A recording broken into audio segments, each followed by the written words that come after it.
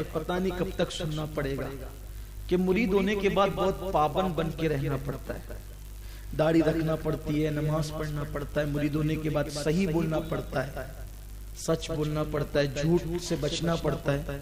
मैं कहता हूं अल्लाह के बंदे, पीर बड़ा है कि नबी बड़े हैं? तू सोचता है कि पीर से मुरीद हो जाऊं तो सच बोलना पड़ेगा, दाढ़ी रखना पड़ेगी, नमाज पढ़ना पड़ेगा। अरे पीर क्या, बहुत बड़ा है पीर, पीर की अजमतें अपनी जगह। लेकिन जब तूने नबी का कलमा पढ़ा और तू नबी से मुरीद हुआ, मुरीद किसे कहते हैं? मुरीद किसे कहते हैं? जो किसी मुराद का हो। हमारी मुराद से, नबी से बढ़कर हमारी मुराद है। अरे सब मुराद है, वो जाने मुराद है। मेरे इमाम ने तो यही कहा कि अल्लाह रे तेरे जिस्मे मुनव्वर की ताबिशें, ऐ जाने जाने जाने तजल्ला कहूं तुझे। और कहते हैं जाने मुराद काने तमन्ना कहूं तुझे। और एक मकाम पर कहते हैं कि अर्श की अक्ल दंग है, चरख में आसमान है, जाने मुराद अब किधर। जाने सब मुराद है और हुजूर जाने मुराद है। तो जिस जिसकी हुजूर मुराद है वो हुजूर का मुरीद है। मुफ्ती साहब ये तो बात है। जो हुजूर को अपनी मुराद मानता है, जो हुजूर को अपनी मुराद मानता है, वो हुजूर का मुरीद है।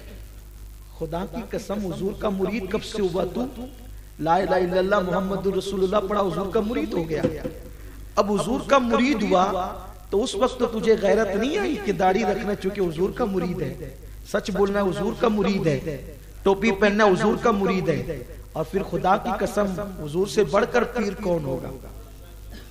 हुजूर तो ऐसी मुराद है खुदा की कसम कि हुजूर सिर्फ बंदों की मुराद नहीं, हुजूर सिर्फ बंदों की मुराद नहीं, बल्कि हुजूर सल्लल्लाहु अलैहि वसल्लम तो खालिक भी वहां जब वो तालिब नजर आता है, खालिक भी वहां तालिब नजर आता है, इसीलिए तो वो मतलूब है।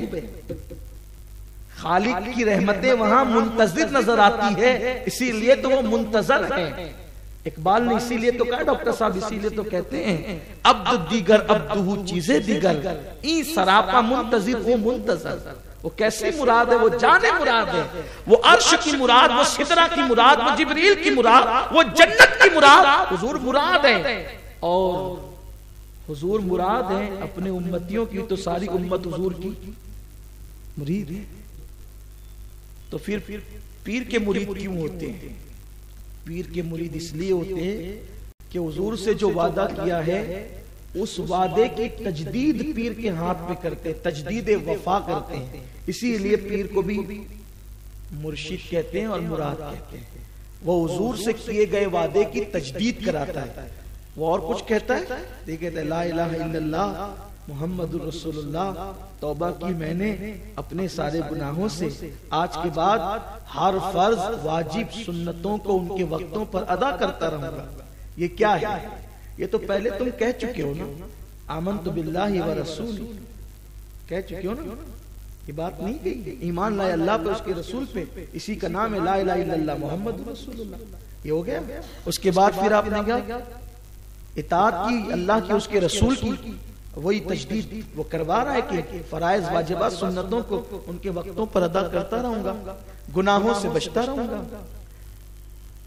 और फिर मैंने अपना हाथ गौसे पाक के हाथ में दिया। गौसे पाक का नाम इसलिए ले लिया जाता है कि मकबूल है उस बारगाह के, वरना गौसे पाक का हाथ है उनके मुर्शिद अबू सईद मखजूमी के हाथ में, उनका हाथ है उनके मुर्शिद हजरत बुलफराह तरतुसी के हाथ में, उनका हाथ है उनके मुर्शिद शेख अब्दुल वाहिद तमीमी के हाथ में, उनका हाथ है उनके मुर्शिद हजरत अबू बकर शिबली के हाथ में, उनका हाथ है उनके मुर्शिद हजरत जुनैद बगदादी के हाथ में, उनका हाथ है उनके मुर्शिद हजरत सिर्री सख्ती के हाथ में, सिर्री सख्ती का हाथ है उनके मुर्शिद हजरत सैयदना मारूफ करखी के हाथ में, हजरत मारूफ करखी का हाथ है हजरत हबीब अजमी के हाथ में, और बल्कि मारूफ करखी और हबीब अजमी का हाथ है हजरत इमाम अली रजा के हाथ में,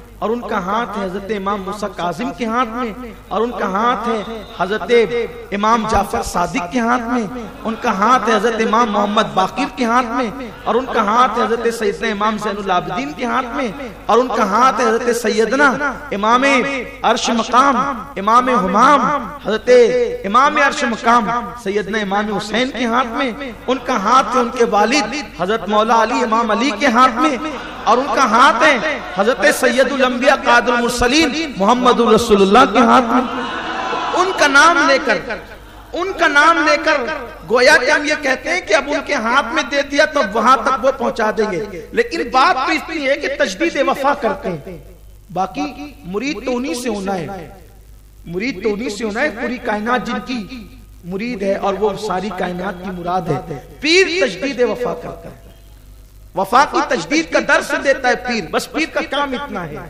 ये बात दिमाग से निकाल दो, हम मुरीद इसलिए नहीं होते कि सच बोलना पड़ेगा, दाढ़ी रखना पड़ेगा, नमाज पढ़ना, नहीं भी मुरीद होंगे तो आपको ये सब करना है क्योंकि आप मुसलमान है। उदखुलू फिस्सिल्म काफा, हत्ता कि अगर ऊँटनी का दूध भी ना पसंद किया चूंकि महबूब को ने पी लिया है तो अब तेरी मर्जी उस पर भी नहीं चलनी है। महबूब ने जिस चीज को पी लिया तो उसको नापसंद नहीं कर सकता, अगरचे वो ऊँटनी का दूध हो। अब तेरी तबीयत नहीं चलेगी, हबीब की तबीयत चलेगी। और जिन चीजों से दिल दूर भागता हो और वो हुजूर ने पसंद किया हो तो समझ लेना कि दिल के अंदर कोई ना कोई निफाक की बीमारी जरूर है। इसीलिए किसी ने बातों बातों में दस्तरखान पर कह दिया कि मैं कद्दू को पसंद नहीं करता, लौकी को। फारूक आजम ने तलवार उठाई और मैं तुझे कत्ल कर दूंगा। क्यों? क्योंकि तूने उसको नापसंद किया जिसको मेरे महबूब ने पसंद किया।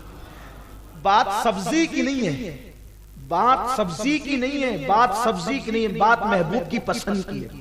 अब बताएं, अगर सब्जी महबूब की पसंद हो जाए, उसको कोई नापसंद करे तो फारूक आजम उसकी गर्दन उड़ाने की बात करें। और हुजूर ने जिस अमल को पसंद कर लिया और उसको इबादत का दर्जा दे दिया, अब उस पर कोई अमल ना करे, उसको कोई नापसंद करे माज़अल्लाह, तो उसके दिल की कैसी बीमारी होगी। तो ये चीजें लोगों के दिमाग में क्या मुरीद इसलिए नहीं होते कि दाढ़ी रखना पड़ेगी। मेरे अजीज, तू मुरीद नहीं भी होगा तो तू मुरीद हो चुका है, तू मुरीद हो चुका है। और तू किसका मुरीद हुआ है?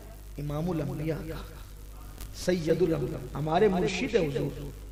और हुजूर का नायब, हुजूर का नायब हमारा मुर्शिद है, जो भी आपका मुर्शिद हो, पीर हो। तो उसने कहा, हज़रत मैंने सुना है कि मुरीद होते हैं तो गुनाहों से बचना पड़ता है। अब जो अच्छे मुर्शिद होते हैं ना, फिर वो अच्छी अच्छी बातें करते हैं। जो अच्छे मुर्शिद होते हैं अच्छी अच्छी बातें करते हैं।